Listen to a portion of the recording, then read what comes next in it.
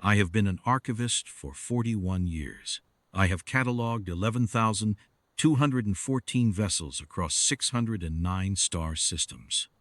I have scanned the hulks of dead empires, the flagship tonnage of civilizations that no longer exist, the derelict carriers of the Murrath succession, and the drift-tom convoys of the Pale Accord. I have processed the archives of 9 different war fleets that believed themselves invincible, and I have noted, with professional detachment, that none of them were. Not one. In 41 years, not one fleet I have catalogued has turned out to be as capable as it believed itself.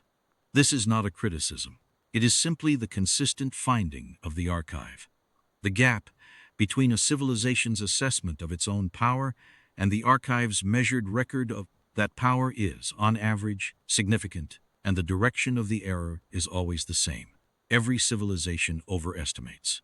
The gap is just a question of magnitude.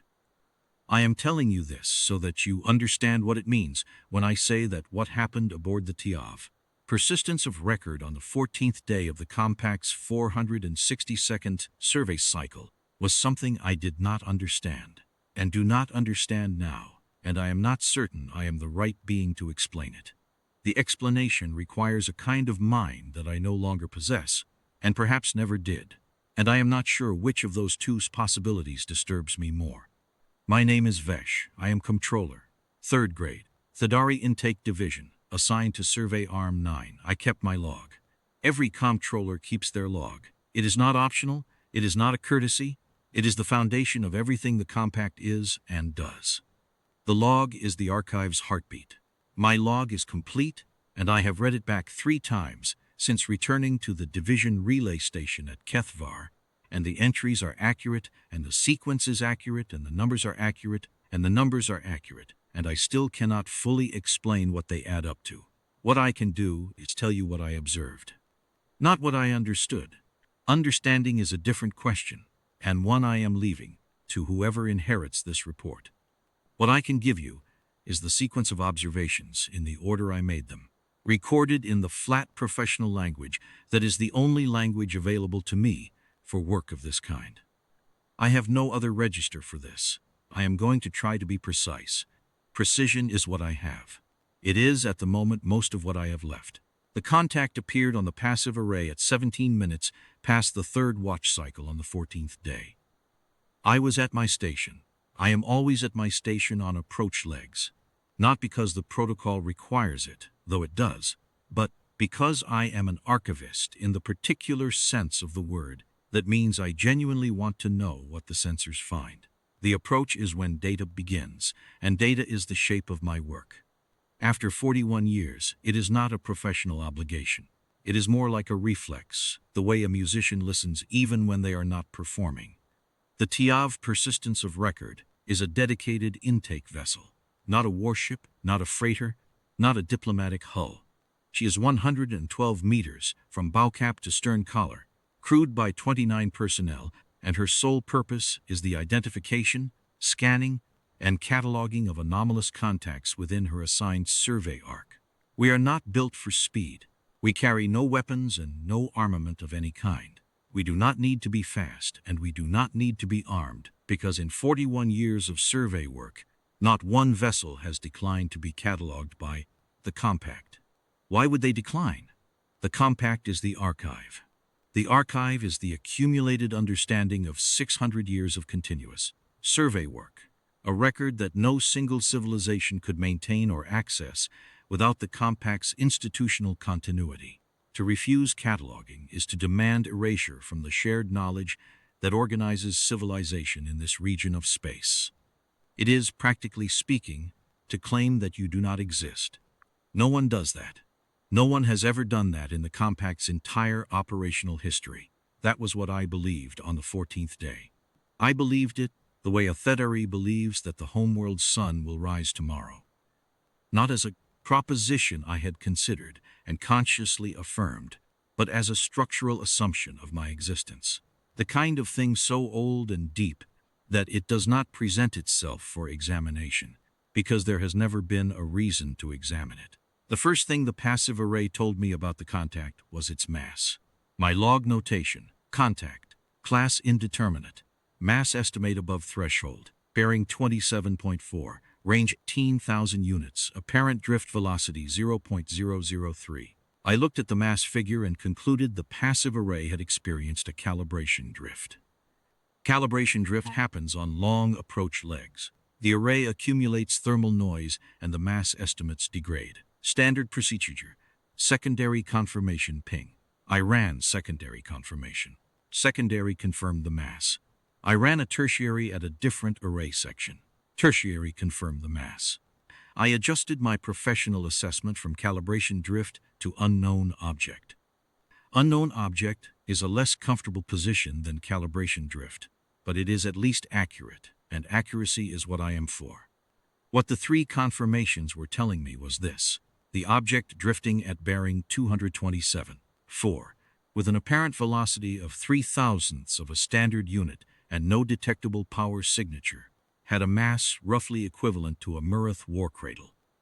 The Murrath war cradle is the largest single hull class of vessel in the Compact's active archive. There have been 6 of them in recorded history. 5 were destroyed in the last period of Murrath aggression, roughly 2 centuries ago. The Compact's archive documents each loss in full technical detail, from hull integrity failure to final debris dispersion.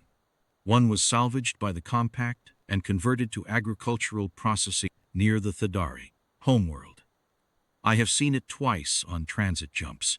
It sits in orbit of a station and it is enormous in the specific way that converted war machines are enormous. All that mass and volume now applied to moving grain. The hull unchanged, but the purpose utterly remade.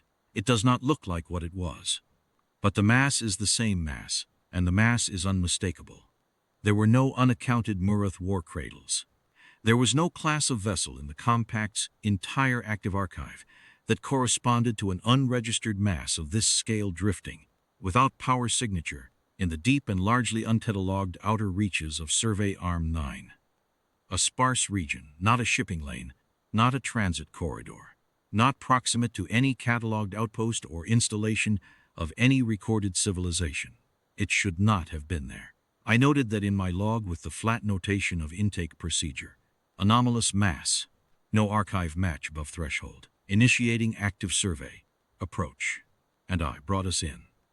Active sensors confirmed the passive array's mass estimate within 40 minutes of closing. The object was not a Murrath war cradle. It was not any class of vessel I had catalogued in 41 years, or read about in the archive, or heard described by any surveyor in my division or any adjacent division. The silhouette was wrong. Not wrong by degrees, not a variation within a known type, but wrong by kind. Wrong the way a thing is wrong when it comes from a completely different set of foundational assumptions about what a hull is supposed to do. I have spent 4 decades developing a taxonomic sense for hull architecture. Every civilization builds its ships differently, but not randomly. The way a ship is built is a record of the civilization that built it. The engineering priorities are embedded in the keel geometry. The philosophy of propulsion shows in the thruster configuration and in how the thruster mass is distributed across the hull. The theory of weapons. What weapons are for, what the act of fighting means to this particular species, what outcome they are optimizing for, what they are willing to sacrifice to achieve it, is written in the placement and integration of armament arrays. I have catalogued ships from 31 distinct civilizations, and I have never encountered a hull I could not place in some broad category, however approximate. Even the most exotic contacts, the Pale Accord drift toms, the Murrath war cradles, the unmanned sentinel hulls of the outer spiral civilization that the Compact has not yet fully surveyed. Even those have architectural grammar I could read, even when I disagreed with the grammar or found it unsettling. The object at 227.4 had no architectural grammar I could access. I tried, for the first hour of the approach, to fit it to known categories. I tried it against every major hull class in the archive, working from the mass estimate down through silhouette geometry to the propulsion mass distribution implied by the stern's bulk. Nothing fit, not approximately, not as a variant or a modified derivative. The object belonged to a vocabulary of hull design that the Compact's archive did not contain. A wedge, but the proportions were wrong for any wedge I had catalogued.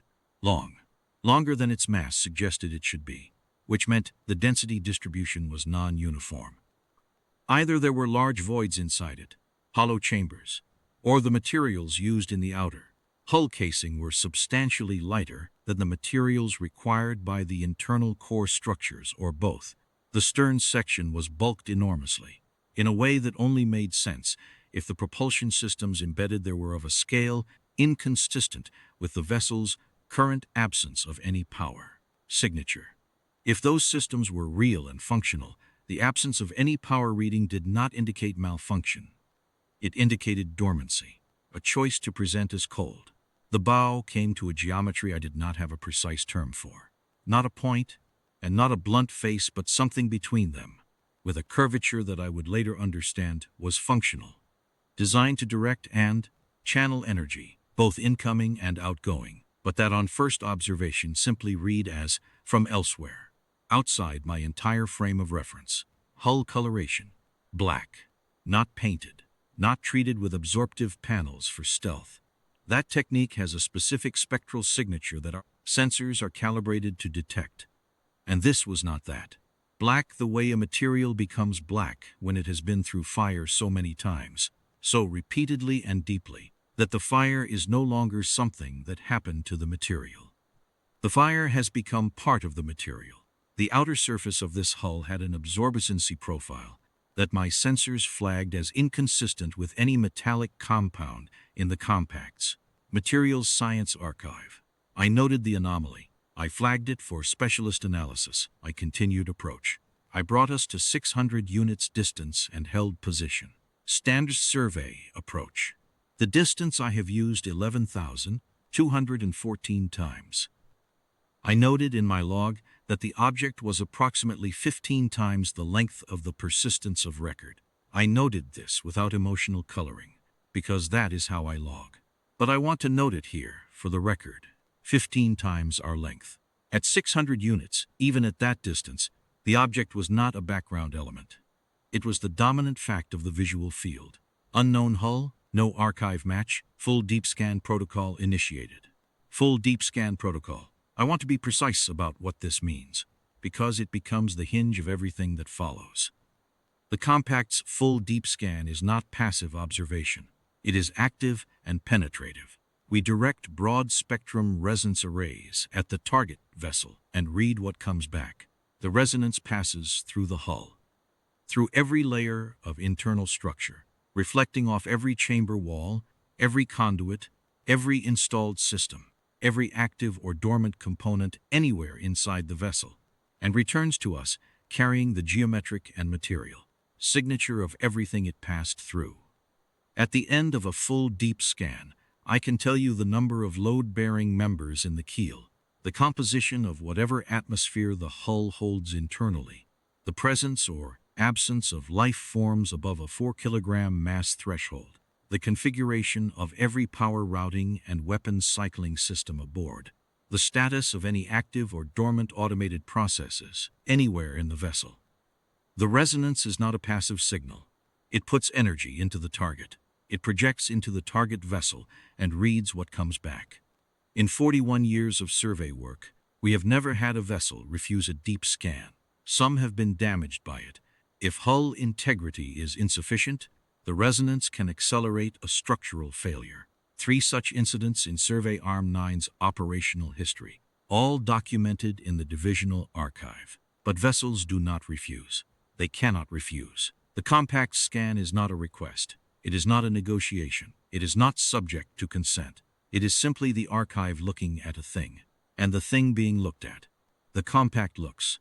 The thing is seen. This has been the foundation of the Compact's intake work for 600 years. I initiated the full deep scan at 19 minutes past the 3rd watch cycle. I did not know, as I initiated it, that the scan was not going to be one-directional. I did not know that the undying margin, I did not know the name yet, that came later, had been waiting for 11 years for a Thedari intake vessel to do exactly what I was doing. I did not know that the moment I projected our first resonance cycle into that hull, the hull had begun projecting back. I found this out incrementally over the next 3 hours. I will note one thing about the initiation of the scan, because it seems relevant now in a way it did not seem relevant at the time. When I directed the resonance arrays at the undying margin and initiated the first projection cycle, there was a brief moment, under a second, in which the return was not what I expected. Not different enough to log as an anomaly, just a slight irregularity in the initial return pattern. A fraction of a second's delay in the first echo that was too small to flag automatically, and too small to register consciously. I noticed it only in the way you notice something that your body registers before your mind does. A faint wrongness that passes before you can name it. And then the scan is running normally and you have moved on. I mention it here because I have thought about it since, about what that initial fraction of a second might have represented. And I think it may have been the moment the undying margin began receiving us. The moment it decided to participate. I cannot confirm this. I am noting it. The first 40 seconds of the scan returned data I had no reason to find alarming. Null power signatures throughout, consistent with long dormancy. Internal temperature gradients in the cold range, consistent with a vessel inactive for decades at minimum. Possibly centuries. The initial estimate was too broad to be precise. Structural readings confirming the interior voids I had inferred from the silhouette. They were real. Large hollow chambers, several running nearly the full width of the hull's broadest section. At the vessel's mass, those chambers were large enough to serve as operational spaces for thousands of crew simultaneously. I was making log entries in a professional, unhurried manner, noting the apparent age indicators in the outer hull's burn skin, noting the absence of life sign returns, noting the chamber topology, the structural geometry of the internal keel architecture, the material density gradients in the outer hull layers. At 41 seconds, my junior surveyor Preth said from his secondary array station, "Comptroller, the scan return profile is irregular." I moved to his station. He was correct. The resonance return display showed the standard cascade of structural data. Chamber maps, conduit traces, the layered topography of a complex hull in false color depth. And it looked, at first glance, like any large vessel scan. But irregular was the right word. The return was too clean. Not the clean of an empty hull that has a specific scatter echo profile I could identify after 40 years of listening to it. This was different, organized, as though the resonance we were projecting was not bouncing randomly and returning with collected scatter, but was being taken in somewhere inside the hull, sorted in some way, and returned to us in a specific order on a carrier pattern I did not recognize. 10 seconds of looking at it. Then I understood. The return was a document. Our resonance was being received, processed inside that hull, by something that should have required active power and was apparently running without any power signature that our sensors could detect, and returned to us carrying information we had not requested. In a format I had never seen, the undying margin was not just being scanned. It was using the scan to send. Scan return anomalous. Structured data content detected. Investigating. The first structured packet carried an archive identifier. 12 minutes for Preth to isolate the encoding.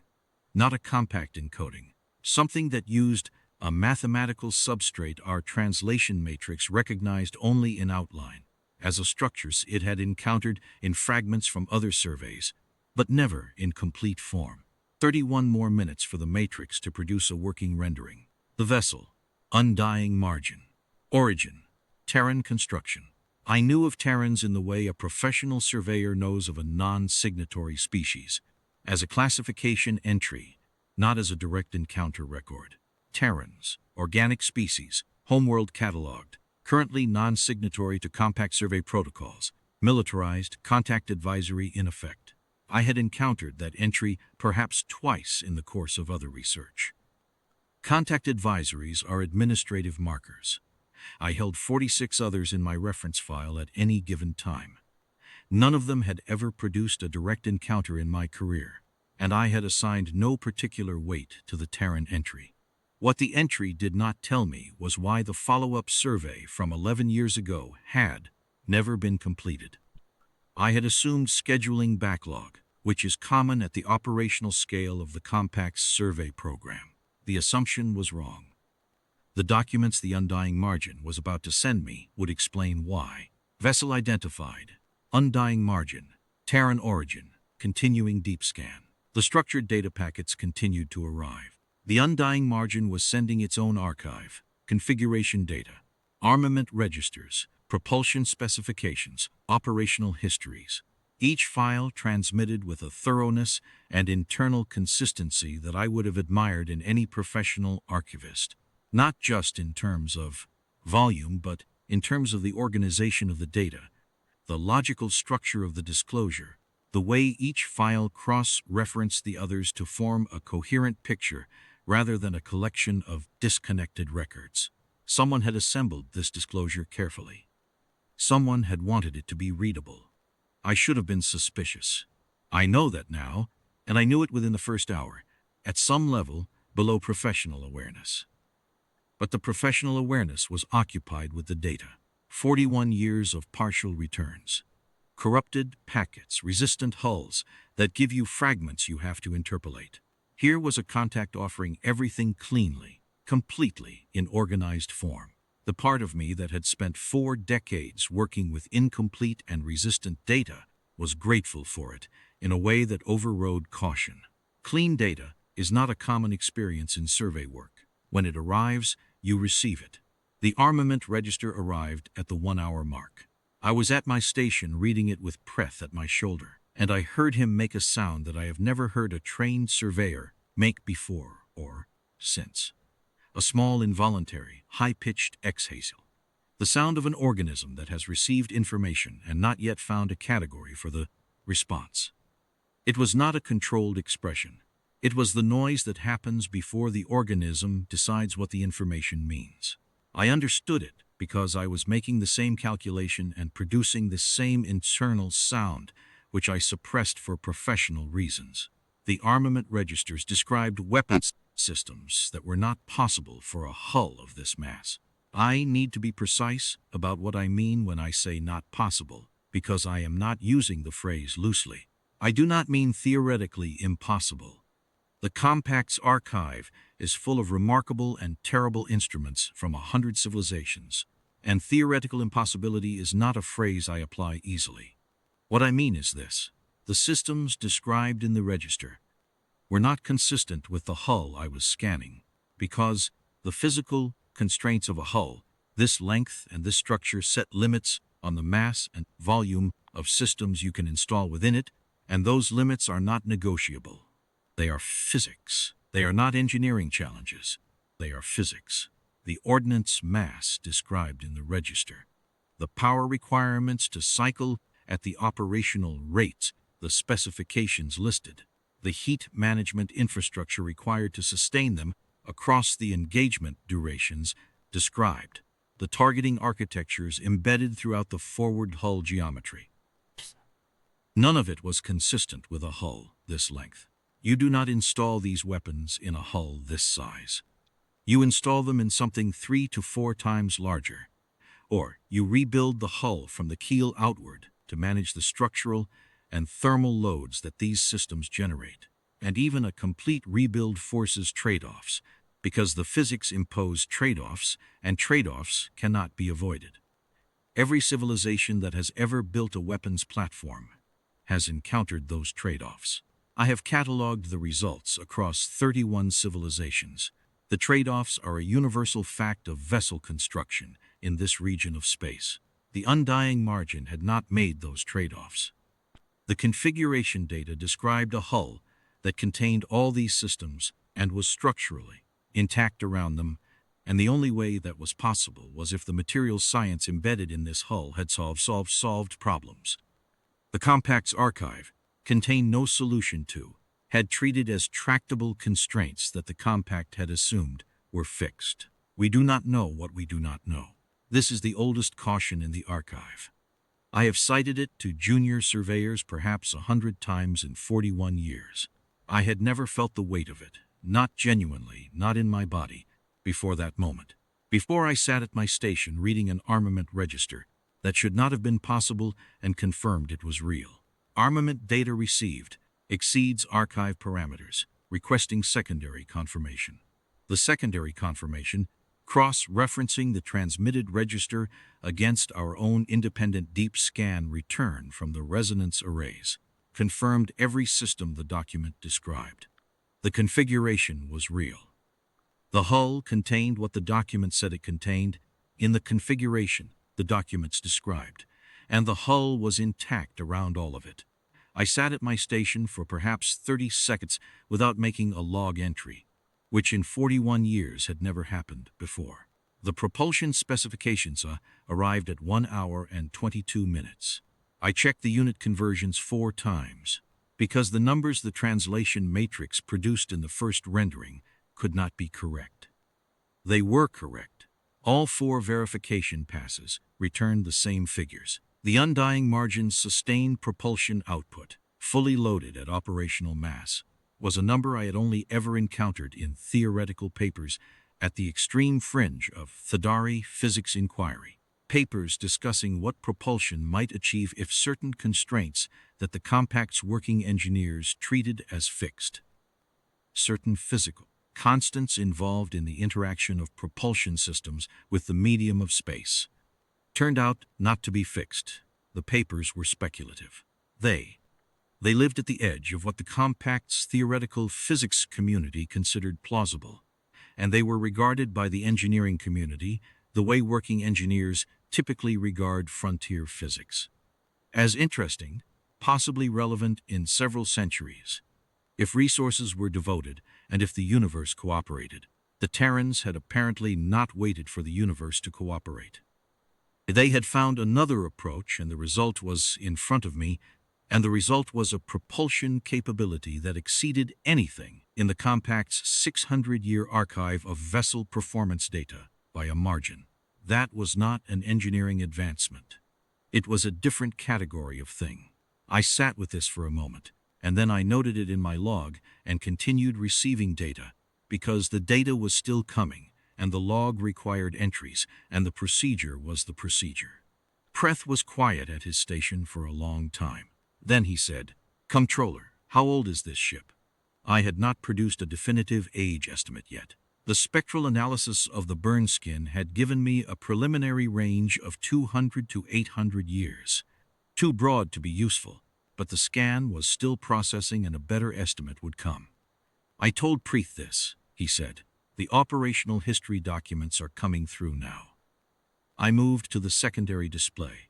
The operational history was the largest single packet the undying margin sent us. 40 minutes to receive in full. Another hour for the translation matrix to produce a working rendering. I kept the deep scan running while it processed. Protocol, and also because I was absorbed in a way that I had not been absorbed in intake work for 15 years. There is a category of data that changes the shape of your understanding while you are receiving it, not as a dramatic revelation, but as a slow revision of the map you use to navigate what is known. The armament register had begun this process. The propulsion data had deepened it. The operational history completed it in a way I was not prepared for. The undying margin had been commissioned 347 years ago. She had entered active service 11 years after commissioning. Those years spent in what the documents called a working up period, integrating her systems and verifying their performance under operational conditions. 311 years of active service following that. For reference, the Compact Survey Program has been operating in Survey Arm 9 for just under 200 years. This ship had been at war, or in a state of readiness indistinguishable from war, which the documents suggested was the same operational condition, for a century and a half longer than the Compact's oldest continuous program in this entire region of space. I read the history in sections. The early deployments described adversaries whose names the Compact's archive did not contain. This was not unusual. Survey Arm 9 is not fully catalogued, and many civilizations here exist in our records only as inferences from secondary evidence or partial contact logs from earlier survey periods. So what struck me in this early section was not the specific adversaries but the operational rhythm, the density of engagement records, the assumption embedded in every line of the documents that the normal condition of existence for this vessel was active proximity to forces that intended to destroy it. Weeks between engagements were logged as rest. Months of no engagements were logged as exceptional quiet. The documents recorded this not with any particular tone, not with weariness, not with pride, because it was simply the operational reality. It was the ordinary. This was what the undying margin's existence was made of. The Thedari people have experienced 3 significant interspecies conflicts in recorded history. None lasted more than 14 years. All 3 together involved less combined engagement time than the undying margin's first operational decade.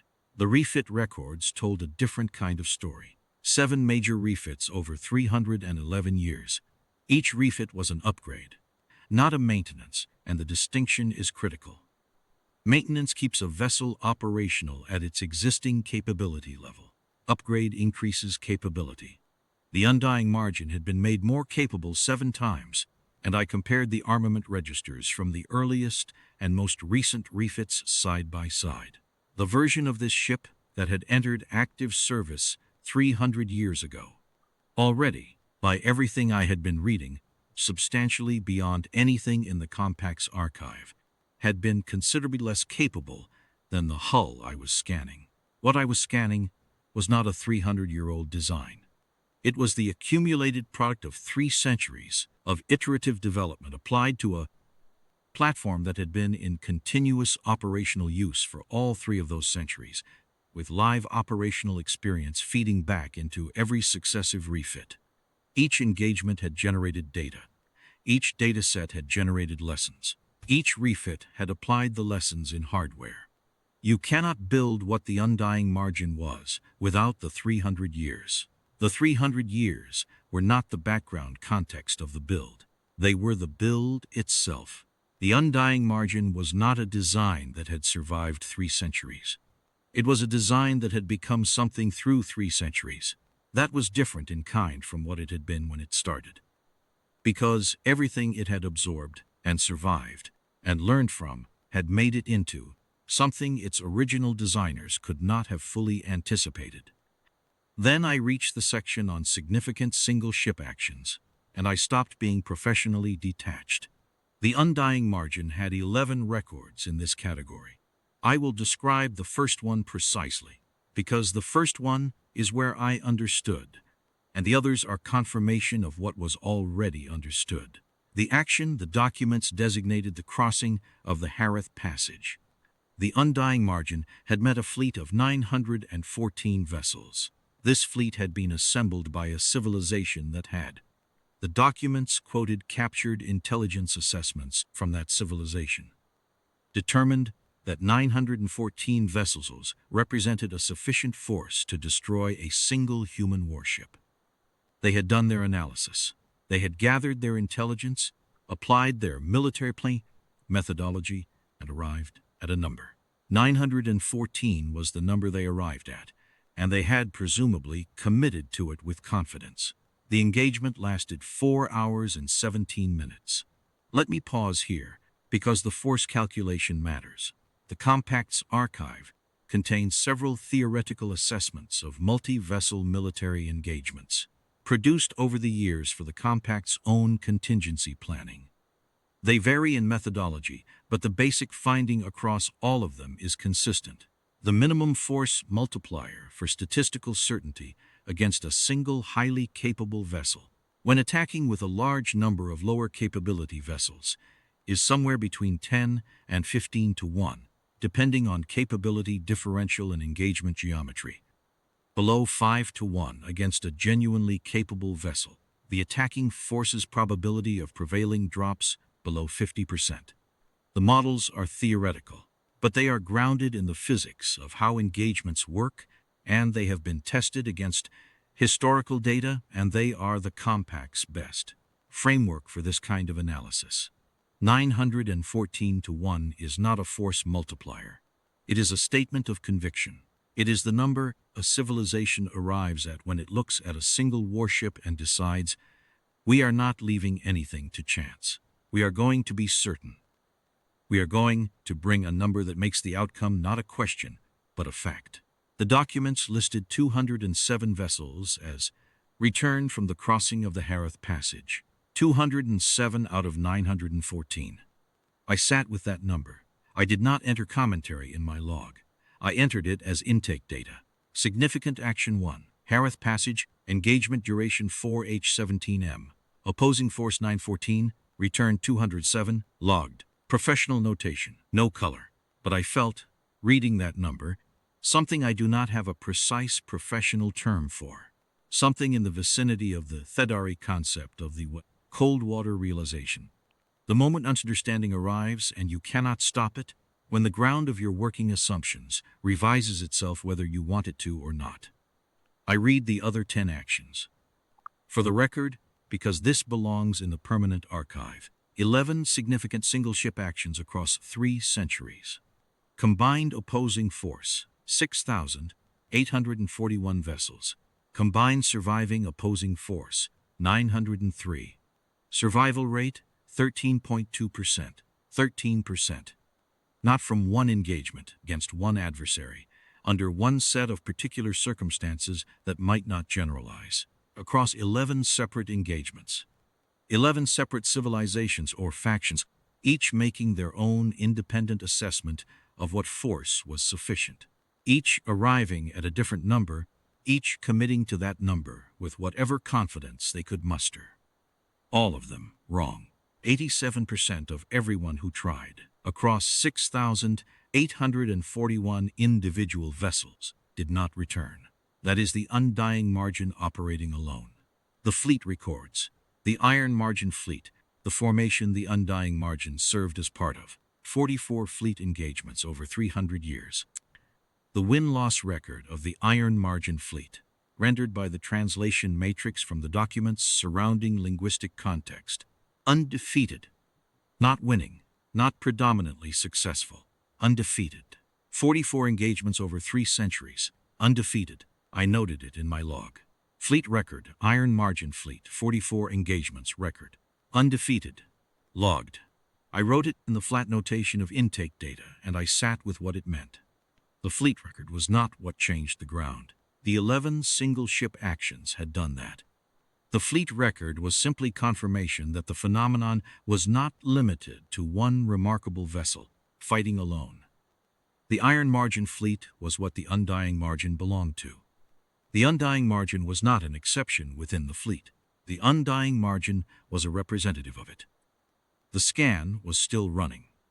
I need to establish this before anything else in this section, because the sequence is everything.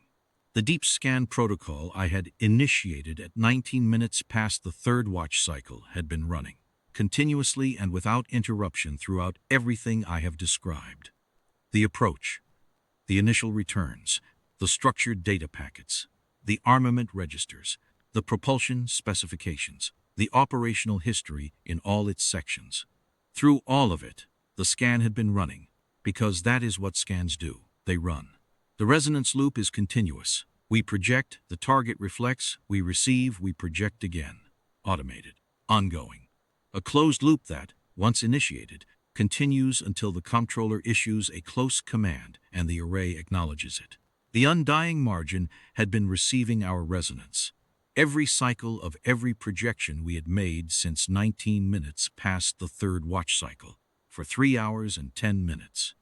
I became aware of this in the full sense, the sense of feeling its implications, rather than simply knowing it as a procedural fact. At the moment I finished reading the operational history, and sat back from the secondary display, and looked at the main display, and looked at the dark hull at bearing 227.4 and thought about what I had just read and what I had been doing while I read it. The hull was still dark. The drift velocity was unchanged. The power signature was null. Almost all of the thermal readings were still showing cold. Preeth had been quiet for some time, he said without my asking. Comptroller, Section 7 of the scan return. The internal thermal map. I moved to his station. The deep scan's thermal mapping layer is a secondary output of the resonance return. The resonance carries heat data in its bounce pattern. The way it interacts with thermal gradients inside the hull produces readable signatures. For a cold, dead vessel, the thermal map is flat. Consistent low-temperature readings throughout, with minor variation from insulation differences or residual decay heat from whatever power system the vessel last ran before going cold. I have read thousands of thermal maps for inactive vessels. The flat map is the norm for anything that has been sitting in deep space without power for more than a few years. The Undying Margin's thermal map was not flat. The outer hull layers showed the cold readings I expected. Everything within approximately 8 meters of the outer surface. Cold, consistent with long dormancy in deep space.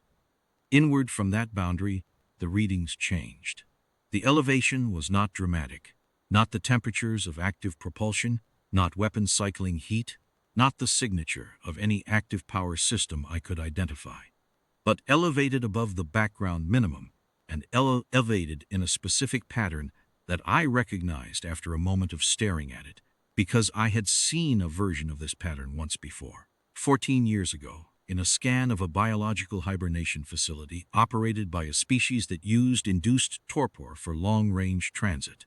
The thermal pattern of dormant biological systems in a facility designed to maintain them across very long transit periods. The specific gradient of something that has suspended itself but has not stopped. The particular warmth of a sleeping thing that is still, beneath the stillness, maintaining itself. The interior of the Undying Margin was warm in the way that a sleeping thing is warm. I said, "Preth, end the scan." He worked his station for a moment. Then, "Comptroller, the scan is not responding to the close command."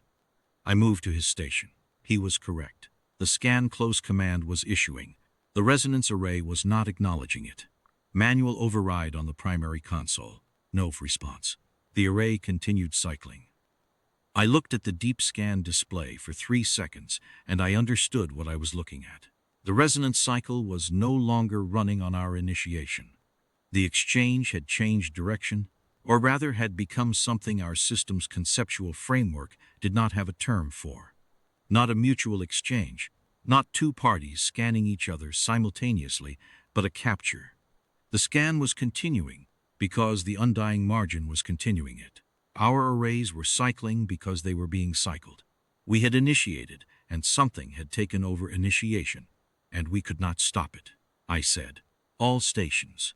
Emergency protocol. Prepare for." The Undying Margin moved. I want to describe this accurately, because I will not falsify the log. The Undying Margin did not power up the way a vessel powers up.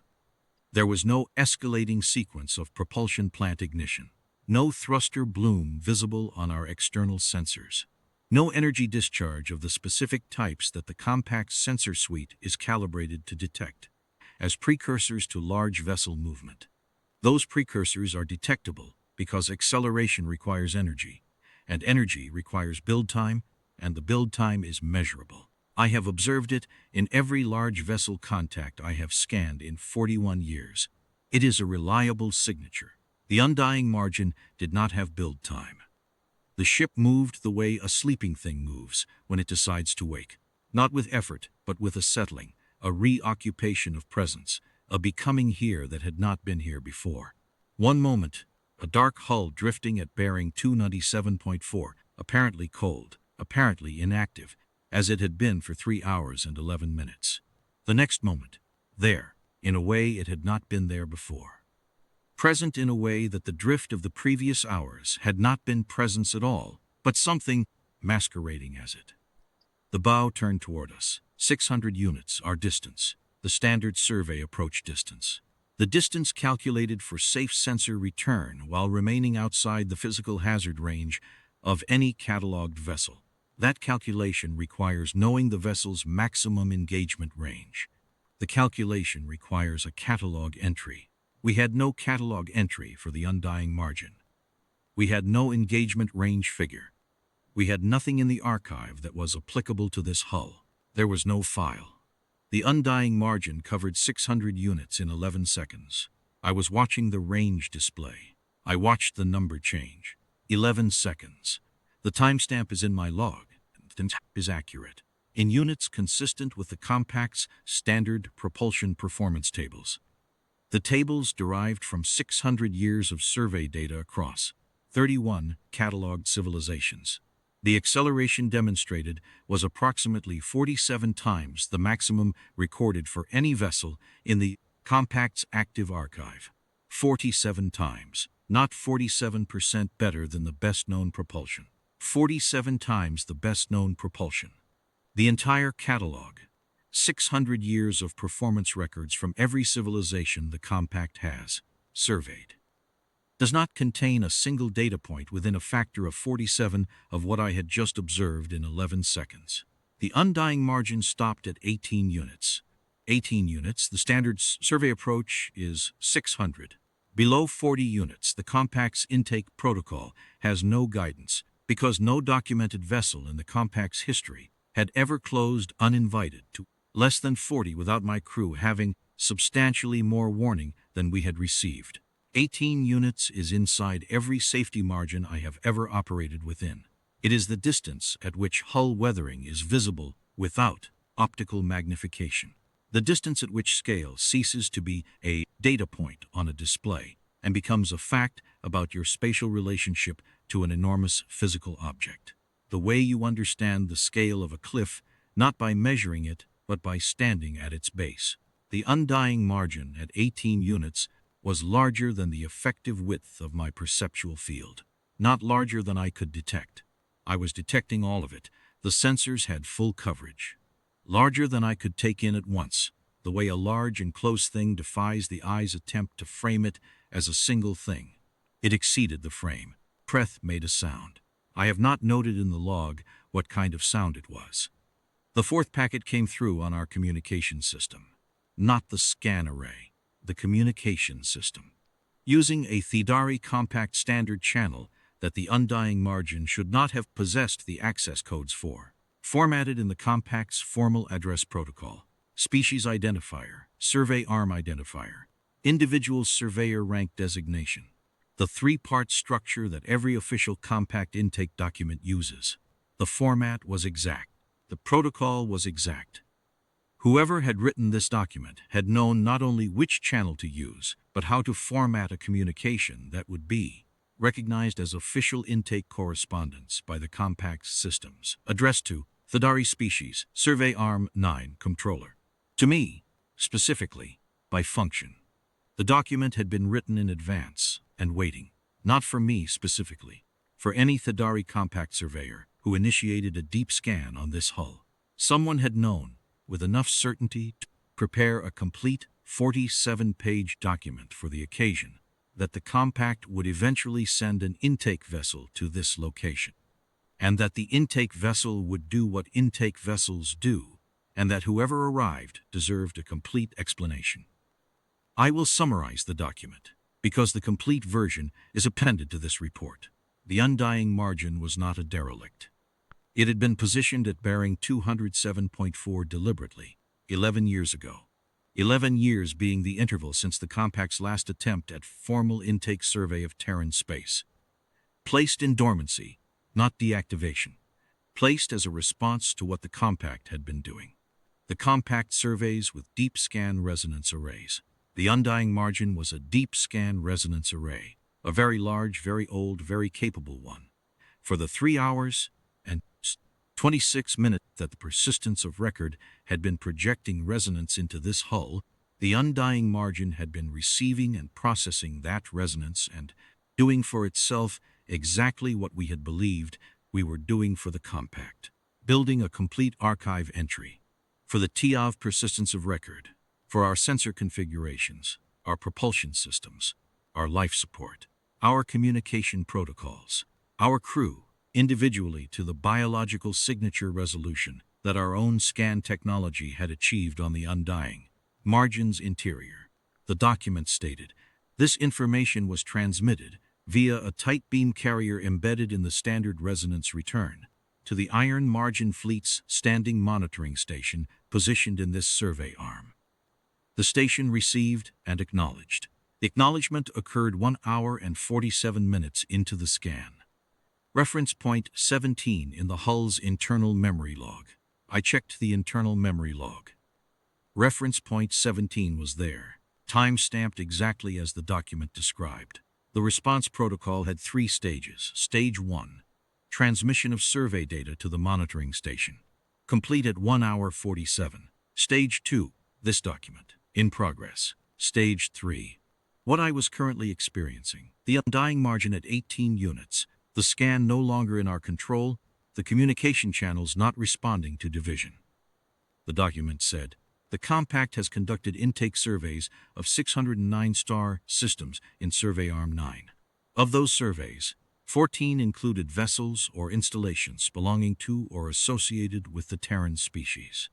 Of those 14 surveys, 9 resulted in the non-return of the survey vessel. The Compact has attributed these non-returns to navigational or mechanical causes. That attribution is not correct. 9 survey vessels, not navigational failures. 9 contacts with something the Compact had not understood, and in each case the result had been a vessel that did not return, and the Compact had filed the results as administrative anomalies and continued scheduling follow-up surveys without updating its understanding of what it was following up. The document said, the undying margin is one of 844 vessels of the Iron Margin fleet currently positioned in this survey arm. The other 843 are not positioned as dormant survey response systems. They are positioned as what they are. The document said, we have no contact advisory on the Thedari Compact. We have a complete survey file. The final notation was written in the flat technical register of an archive entry.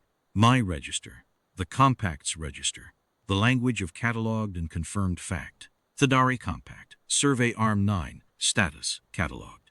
I am completing this log entry at my station aboard the TIAV persistence of record. The undying margin has been at 18 units for 22 minutes. It has not moved. It has not communicated further. The bow geometry remains oriented toward us. On the magnified main display, the hull's accumulated record is visible in extraordinary detail. Burn skin over burn skin over burn skin. 300 years of incoming fire absorbed into the surface of the material. Each generation of burn skin, slightly different in spectral composition from the last. The variation telling the history of this hull more honestly than any document could. The history of a hull that has been in the fire so many times, and absorbed so much of it, and continued so completely afterward, that the fire has become the texture of its surface, not something that happened to it, something that became definitional. There are sections of the forward plating where replacement panels are visible, as a subtly different shade of black, not from being newer, in the sense of being cleaner, from having been replaced enough times that the specific chemistry of their accumulated burn skin differs from the original plating by the count of replacement cycles, and some sections have been replaced so many times that you can read the generations of replacement in the color gradients the way you can read time in wood. I look at this hull and I think about what it means that it was sent alone, not as an inadequate force.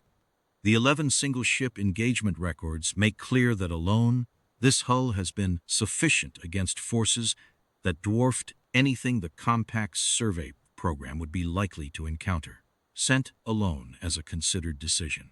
The Iron Margin fleet positioned 844 vessels in this survey arm and sent one of them to make a specific point to a specific kind of organization.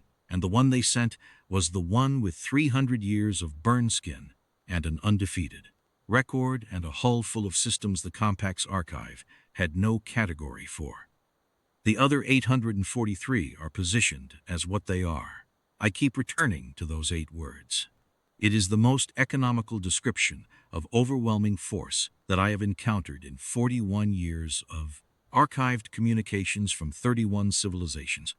No enumeration of capability, no enumeration of intent, no threat language. They are positioned as what they are.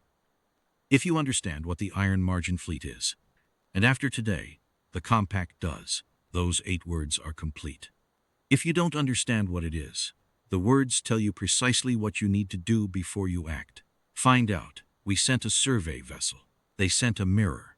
I have been attempting to reach Division Command on the standard communication channels. No success.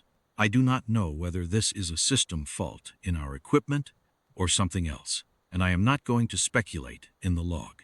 I am noting it and continuing. The ship is very quiet. Not silent. The systems are running, the archive process is recording, the main display is active. But the ambient sounds of a crewed vessel at normal work, the aggregate hum of 29 beings occupying their stations, the small movements and adjustments of inhabited space, have gone and still, and the stillness has a specific quality. It is the quality of attention. All 29 of us attending to the same fact from our separate stations. A crew does this when the situation has produced a single fact large enough to occupy all available attention simultaneously, when there is nothing productive to do except remain professional and attend to what is. An archivist's life is the accumulation of records. You build, across decades, a working topology of the known, a mental map of what has been catalogued, where the gaps are, how large the gaps are relative to the whole. The topology is useful. It tells you where you stand in relation to the unknown. And the unknown, while always larger than the known, has a boundary you can navigate. A boundary that shifts slowly, as new surveys fill in what was blank and revise what was imprecise. A boundary you develop over a long career, a professional relationship with. You come to know the shape of what you do not know, which is a different thing from knowing it, but which is better than having no relationship with it at all. The topology revised on the 14th day. Not at the edges, where revision is normal and expected. In the interior of what I had considered the known. In a region we had been surveying for 200 years. A vessel for which the archive had no file, no category, no entry. Not in the sense of a gap we hadn't reached yet, but in the deeper sense of a gap we hadn't known we had, because we had assumed our categories were sufficient and had not had sufficient reason to test that assumption until the assumption failed. We had been in Survey Arm 9 for 200 years. In a part of it, 844 ships of the Iron Margin Fleet had been present, positioned, watching, and we had not known. The contact advisory had been filed as administrative. The 9 survey vessels that had not returned had been attributed to navigation and mechanics. The follow-up surveys had not been completed, not because of scheduling backlog, but because each follow-up had produced another contact that did not return. And the compact had not connected the pattern, because the pattern was not in a form the compact's intake system was designed to recognize as a pattern. The compact's intake system is designed to catalog things that are already there. It is very good at this. 600 years and 11,214 vessels. And the system has never failed to catalog what was presented to it. The system is not designed to catalog things that are also cataloging the system. That is not a scenario the compact's intake methodology was written to address, because the compact had not previously encountered it. We encountered it on the 14th day. And the thing we encountered had been patient enough to wait 11 years for us to do so, precise enough to use our own method to deliver the lesson, and careful enough to document the lesson in our own language and our own format, so that, when it was received, there would be no ambiguity about what it said. In 41 years, I have never left a log entry incomplete. The log is the heartbeat, and the heartbeat does not stop. I am Comptroller Vesh, 3rd grade, Thedari Intake Division, Survey Arm 9. I have been an archivist for 41 years. I have catalogued 11,214 vessels, and in every one of those 11,214 encounters, I have been the one who did the cataloging. The undying margin is at 18 units. Its hull is dark and its bow is toward us, and it has been still for 22 minutes, and I do not know what comes after this entry. What I know is this. The compact had a file for every vessel in these 609 star systems. It did not have a file for this. It does Now, entry ends. Controller Veshchev persistence of record. Survey Arm 9 Cycle 462. Day 14. Transmission status pending.